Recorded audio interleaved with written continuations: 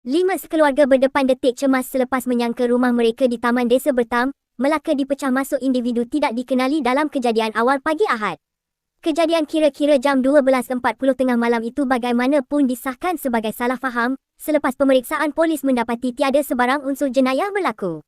Ketua Polis Daerah Melaka Tengah, Asisten Komisioner Christopher Patik, memaklumkan pihaknya menerima maklumat berhubung kejadian tersebut kira-kira jam 1.50 pagi, susulan panggilan kecemasan yang dibuat oleh jiran mangsa.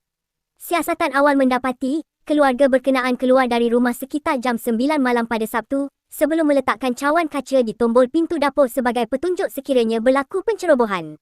Apabila mereka pulang kira-kira jam 12.30 tengah malam, bunyi kaca pecah didengari dari bahagian dapur sehingga menimbulkan syak bahawa rumah dimasuki orang, katanya. Menurutnya, panik dengan situasi itu, penghuni rumah bertindak keluar semula dan meminta bantuan jiran untuk menghubungi pihak polis.